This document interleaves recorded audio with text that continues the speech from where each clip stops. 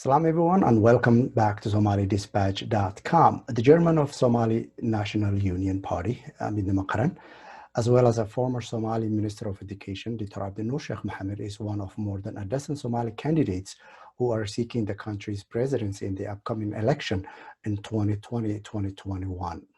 Dr. Abdinur joined us from Columbus, Ohio, where he resides, to discuss his candidacy and the country's latest political situation. Salam, Dr. Abdinur, and welcome to Somali Dispatch. Thank you for accepting our invitation and for your time as well. Thank you, Abdul Qadir. It's a pleasure to be with you tonight. So if you could please start by giving us a brief assessment of the country's current political situation would be great, actually. In Bismillah ar-Rahman ar-Rahim, Somalia has been unfortunate in the past couple of years to have gone through natural challenges, social issues, regional problems, as well as man-made issues that have made life difficult for many Somalis. And we're still dealing with the challenges of reconstituting the Somali state and ensuring that we have a stable government that meets the basic needs of the public by ensuring that they have security, that they have a functioning government that provides social services to its public, that allows people to go by their lives. And as you know, that Shabab, the terrorist elements are still controlling large swaths of the country, and including parts of Mogadishu and the region controlled by the government. So there are many issues, and life is difficult for many Somalis. And the government, as you know, the constitution gives them 4 years, and now it's the last few months of this term, and elections are expected to take place in the next few months, and we're hoping that there's a smooth transition to a better government. We are making progress, as slow as it may be, but we're hoping that Somalia will improve as it changes hands from one administration to the next. Thank you for the assessment. Before I ask you solutions to some of those daunting challenges that Somalis at home are facing, let's start with the electoral process. You know, no change can ever come about without elections, it would seem, and there seems to be some obstacles surrounding the 2020-2021 elections, which you are one of the candidates. What can you tell us about the ongoing the candidates conference in Mogadishu? Well, when we're talking about electoral processes, these come about as a product of the current system of management and administration that you have, as well as the stability of the government. So electoral processes are a product of the conditions that are taking place in a country. And the ones that we're expecting to take place in Somalia is certainly has its own challenges that are making it difficult for the process to be smooth. We have, as you know, the constitution of Somalia has not been finalized. We're in the process of having elections that are based on political party systems, where we had more than 100 political parties were established, and the expectation was that a one person, one vote election system would take place in the year 2020-2021, but the current government failed. So there are a lot of hiccups in the process. And now we have a system whereby the government is selecting its own delegates, its own commissions to run the elections, and and many of us think that the government is not creating a fair process whereby both the government and the opposition have an equal chance to compete. So the meeting that you talked about that is held this week in Mogadishu, whereby the opposition is gathering, is to bring the opposition groups together to understand the process and the challenges facing the election system, to voice their opinion so that the Somali public knows that this current government has created a difficult, process whereby the chances for any other candidate to succeed in this election is limited, since they are handpicking and selecting the delegates as well as the commissions in the election system. So what we are hoping is that we have an input into that process, whereby the referees to this process are fair, are impartial, and are able to manage the process without the intimidation of those who are in power. Right. To go back a bit on that process and how the Dusamareb and Mogadishu conferences actually laid the groundwork for the political election process, if you will, that's currently in play, and that the candidates specifically are questioning it now. Correct me if I'm wrong, but wasn't it that everything went back to the regions and the tribal elders will pick, they would be the constituents and they will pick the delegates and the MPs and so forth, and then the MPs will pick. So it's still 4.5. I understand it's landed if the government handpicks those and it's going to vote, they're going to vote for them, but it's still 4.5. Wouldn't you say it's somewhat similar to the last election? Yeah, it's indirect in nature, and that the indirect systems are based on the clan elders from all communities selecting their MPs. But remember, this government or the government before it in 2016 managed and controlled the process. We did not want to go back to 2016. And this government forced us to go back to 2016. And they're doing exactly what the previous governments have done. And their claim is that you've done it before me and I'm going to do it again. But what they forget is that it did not work in 2016. The last government, yes. It did not work for them, and it will not for this group again. Given those challenges that you just outlined and many more that are out there and are decades old, let's attack one by one. Let's start with security. Give us, as a candidate, your plan in how to secure or better secure the country's security. Well, Abdulqadir, as you know, that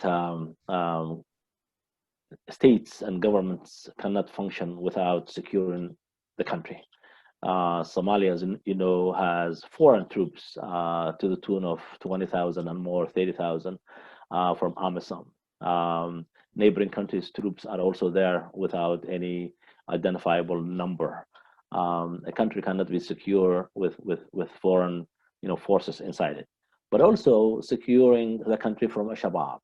Al-Shabaab has been there for the past many decades, for the past, let's say, 10 to 15 years. I went to Somalia in 2010, and Shabaab was in Mogadishu. The government at the time, Sheikh Sharif was the president when I was in the cabinet, that government forced Shabaab outside of Mogadishu. And there was a visible fight against Shabaab. What we need now is that, we need to have multiple approach to resolving this conflict with Shabaab. We need to have a soft approach, soft power, use of diplomacy, use of negotiations, use of dialogue, use of trying to influence the these Somalis among the Shabab and to identify if there are foreign influence there, but also to try to use a soft approach in trying to get them to the table, try to understand what they want. And if they are Somalis who are, who have ideas for the country, then bring it to the table and let's talk about it. Would you do that if you win? Absolutely. So soft approach is a priority. As you know, Abdul Qadir, the Taliban Right. was not defeated by gun. They are still working with a soft approach and trying to make sure that they are part of the government. Why are we not doing that? We want to make sure that the United States understands that. We want to make sure that Qatar plays a role in bringing the two groups together and outside of the country, and a dialogue taking place. But ultimately, this is a war on the hearts and minds of the Somali people.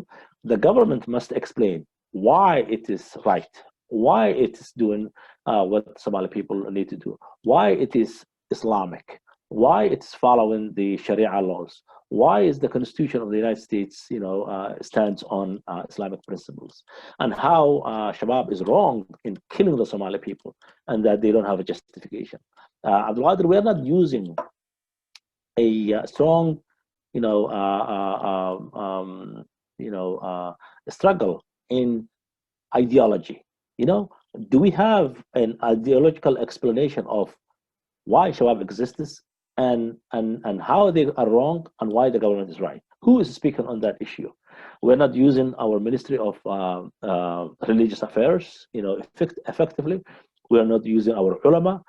We're not explaining in our radio stations what these people are doing to our people and why they are wrong and why we are right as a government, and how the government is Islamic in meeting the needs of the people. So we have to make sure that there is a comprehensive approach where education is part of this process, as well as including the women's groups, the social groups, the elders, the clan leaders. Of course, Shabab thrives when they use the clan structure. They thrive when they use the communities and say that you have, a bad government, a government that's influenced by foreigners. We need to work against that, and we need to win the hearts and minds of the Somali people so that they cannot, take our youth in the future and destroy their future. So a government must be fighting for the people, and the people must understand that we're fighting for them. Unfortunately, the governments that we had before, they were just, following the guides of AMISOM and others, and that there was no Somali approach in the fight against Shabab. Or even Islamic approach to it, as you outlined it. For decades now, we've been hearing about processes that did not work previously. For decades, that the country has been without a strong central government. One of those is the top-down approach in governance. Much hasn't been given. It has been given, but not to the extent that it needed, to the bottom up, which is building the country from regional to the capital, if you will, or to the central government. Do you think it's an idea that its time have come? Because if you look at the structure of the layers of governance that is established in Somalia, the most effective would be, and it seems like it is the regional state level, even though they got their own political issues and divisions as well, but they are a sample instead of the whole of the problem that the country is facing. What do you think? What role does the regional states can they play? And is there a room for the multitude of candidates that are running for presidency right now to actually go do the work there and build the nation from bottom up? Well, let me say that Somalia, in accordance to our constitution, is a federal system. Somalia has chosen a federal system whereby there are 5 or 6 regions or states, and then there's a central or federal government of Somalia. and that even though that process is not finalized and requires a ratification of the public, it's still the law of the land. So when we talk about a bottom-up approach or a top-down approach, you know, the whole idea of the destruction of the Somali state was the abuse of power by the central government, who misused the public resources to try to force parts of the country or regions to try to put the force of the country on them. So the fear of central authority caused those who were convening in that meeting where the federal government, the federal system was selected, that Somalia can only be reconstituted if there's no strong central authority. Why? People have, fear of the central authority. Well, from that point of view, we know that Somalia needs a reconciliation process, reconciliation at the local level, reconciliation between communities, reconciliation between states, reconciliation between Somalis.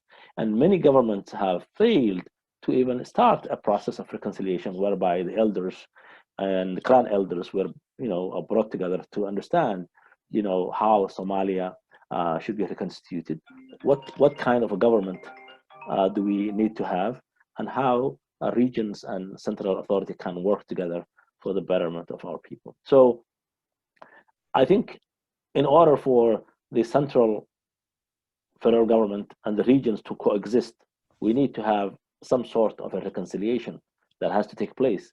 An agreement has to be reached as to what it is that brings us together as a nation.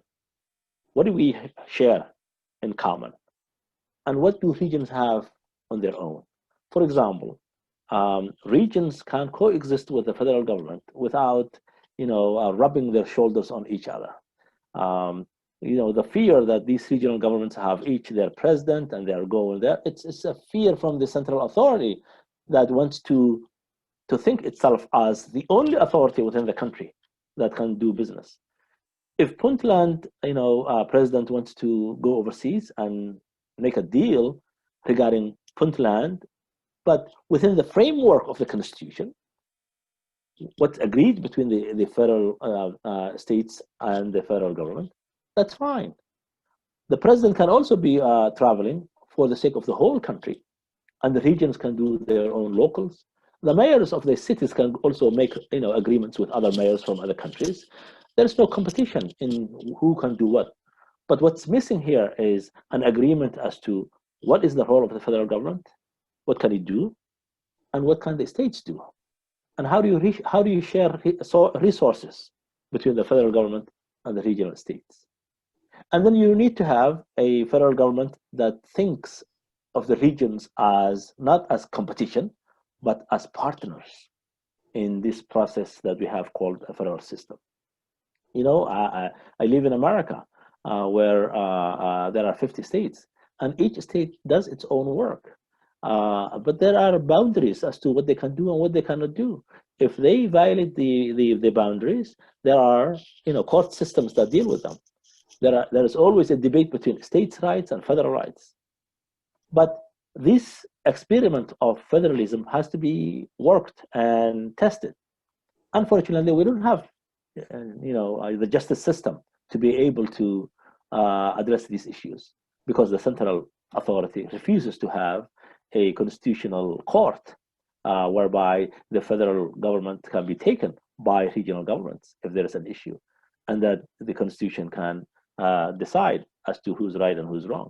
What is happening now is that the federal government is hampering the federal system of government because it refuses to have a constitutional court. The electoral process today could have been addressed by a constitutional court if it existed. So Somalia is going back into this loop that we go back to 2016 to 2012 to a 4.5 system, as you said. It's because that the people of Somalia or the politicians cannot take the government to court on the basis of the constitution. And that court system, unless it's established, Somalia will not move forward. I have promised, and I'm on record to promise, that in the first 90 days of my administration, the judicial system of the Constitutional Court and the framework will be established, and that it will be a must in order for us to reach a one person, one vote, because we cannot have a system that doesn't have a referee.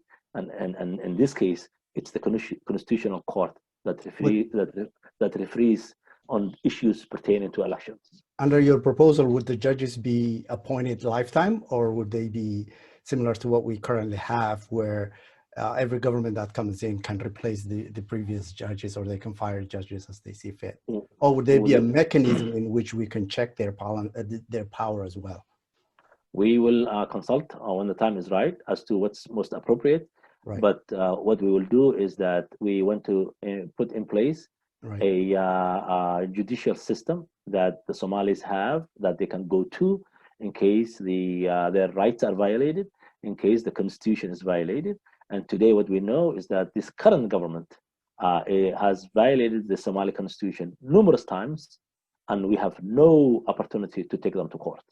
Okay, so some of the issues that we've discussed and others that are to come have an international aspect to them. Somalia, as you know, is similar to other countries where there's foreign troops, and there's that always that balancing act of multiple interests that leaders need to balance.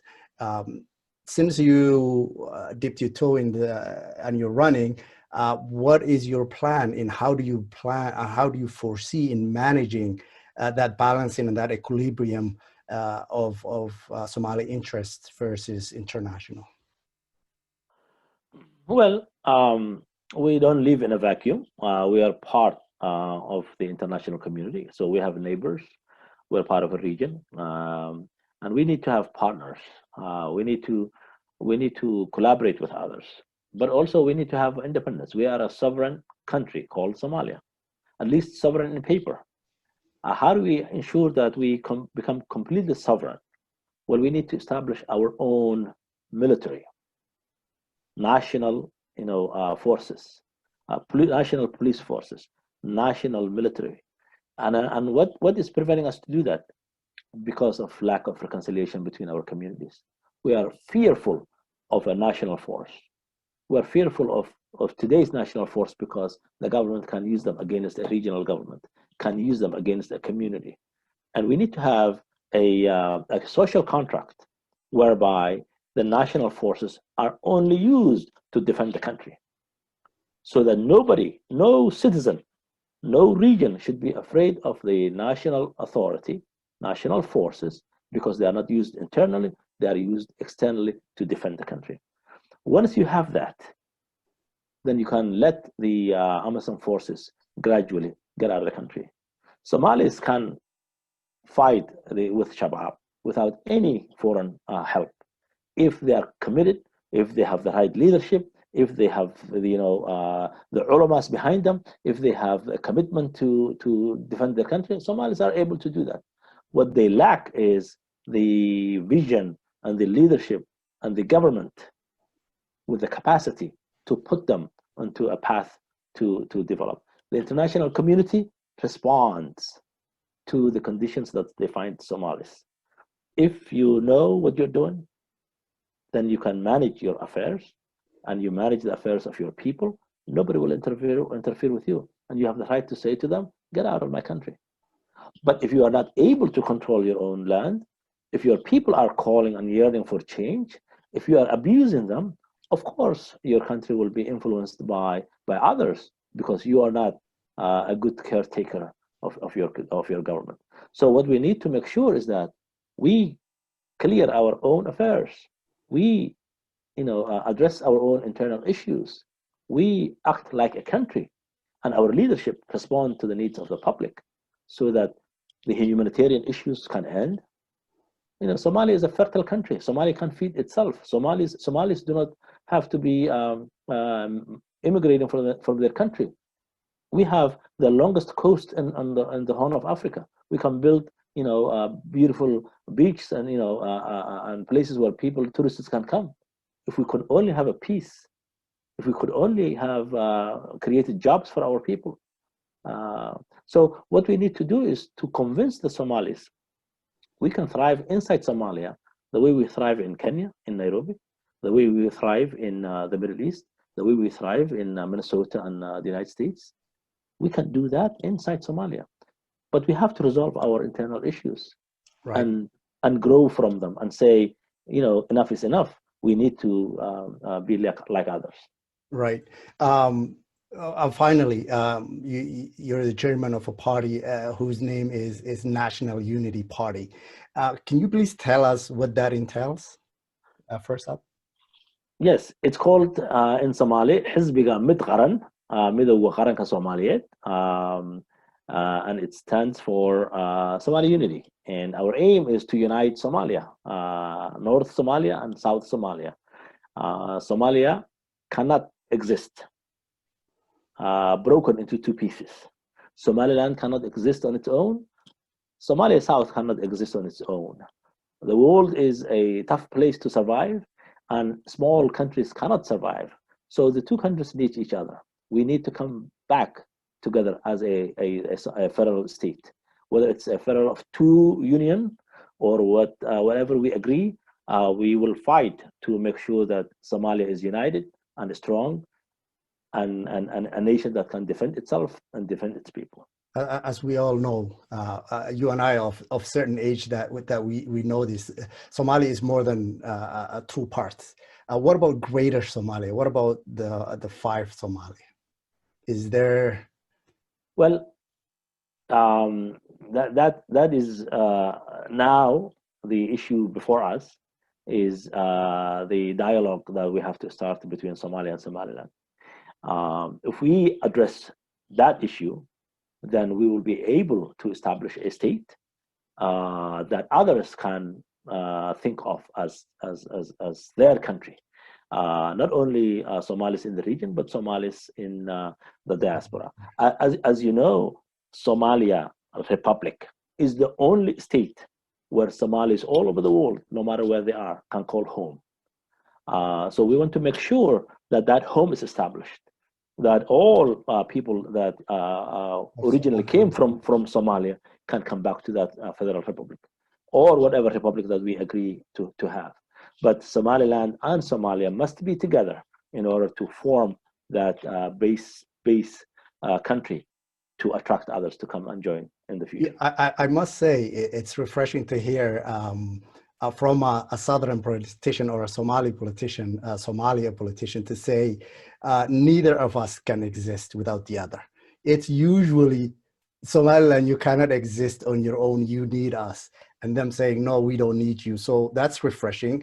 But what I wanted to ask you as a candidate is, a lot of things have been tried since 2011 and even beyond in terms of dialogue between the two countries, if you will. What is your plan? What do you foresee? What would be a good selling point for the unity that you are envisioning? Or Somaliland, if you sure. could speak to them. I think Somalia and Somaliland have been evolving for the past 30 years. We're no longer in 1980s or 1990s. We are in the 21st century. New generations have come along, and the people that have been part of the conflict in the 1980s are no longer with us, or are passing to a different generation. What we need to do now is to have generations that have not participated in the conflict to think about the future. I think there are parts of Somalia where they're still hanging to the 1990s, leadership, and there are parts of the country where the new professional, if you will, leadership has come along, whereby the thought process is different, the vision is different, the language that they speak is different. The argument, the political argument, which is a very dumbed down version of is what I'm about to reveal here, which relates to or speaks to I can separate and you can't separate mentality. I think enough time has passed, wouldn't you agree, that we need to rethink how to reunify or to approach a reunification. It's like you said, it's not the 80s, it's not the 90s when Somaliland said, I'm gone, and you're trying to get them back. They've been gone a significant a while.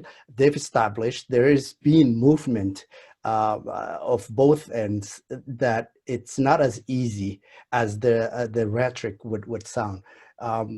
Would you be open to, as a candidate, to have a transition in having either the reunification or the separation? Is there a middle step? Well, I think that the South hasn't put a major effort in addressing the issue of Somalia and Somaliland. All the efforts that we have seen are an ad hoc, afterthought. I have yet to see a legitimate group from the South that have been established to meet with the demands of the issue, to sit across the table with Somaliland. I can tell you, Somaliland has very highly qualified people that know the history of Somalia and Somaliland. Of course, they are part of the generation that have lived the civil war. I wish that they would bring to the table new generations, as well as a new generation from this side as well. But nevertheless, Somaliland knew where they were going. The issue of separation was their central thought and central theme. But the people who did not know whether they want to separate or to unite, or didn't have a strong agenda, was the Somalia side. I think we need to have a dialogue internally between the southern leadership to say, how important is Somaliland for us? Why do we need to unite with Somaliland? What happened to Somaliland that they feel strong about their separation? Can we exist without them? If we can't exist without them, what do we have to do to bring our brothers and sisters and us together? Can we revisit the 1960 agreement between Somalia and Somaliland? And how can we improve? How can we develop trust between Somaliland? Of course, what happened to Somalia and Somaliland, we know, was a central government, and the people were used against each other. But nevertheless, how can we ensure that we don't have a central authority that can do the same thing ever again to us? And since we need each other, what are some similarities that we have that we can work on?